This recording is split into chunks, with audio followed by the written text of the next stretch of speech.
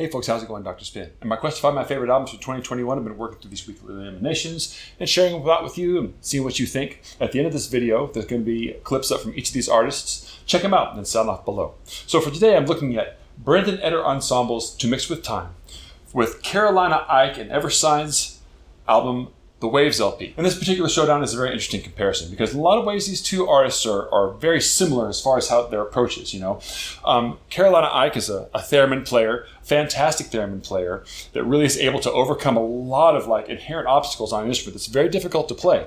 And collaborated with a producer who did sort of Ableton work on this album.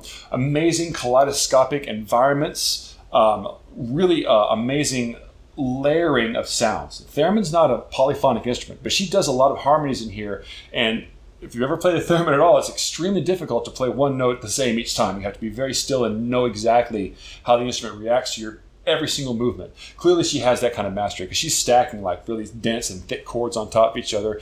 And in the process, having Eversines chop them up and recombine them in kind of disorienting and fascinating ways. And I really love this album. On the other hand, you've got Brendan Eder's work with the Brendan Eder Ensemble.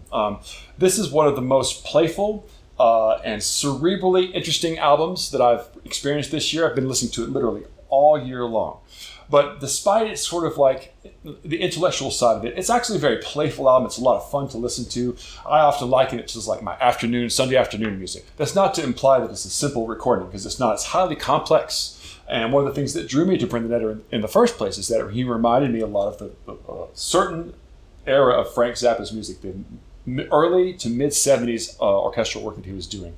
That sort of overlays into this, but Brendan Eder's take on it is much more personalized. It's not like he's trying to copy Frank Zappa. He's doing a bunch of other stuff in this album that I think really sets him apart. So although that was the draw for me, the thing that's kept me listening to this album is the sort of, as somebody else has said, the artful nonchalance of his performances. And I do think that to a degree, Carolina Eyck shares that artful nonchalance to a degree, but her iteration of it is very serious, very somber for the most part.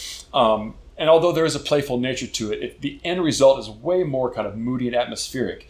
And I'm continually drawn to the positive energy that his music seems to exude. So, but between these two, as much as I think this Carolina Eyck album has been with me all year long, but I got to go with Brendan Eder. The Brendan Eder Ensemble, To Mix With Time, is going to go on to the next round. So agree, disagree, please sign off down below. Like and subscribe and share this video out with your friends. And until you see you next time, I'll catch you on the flip side.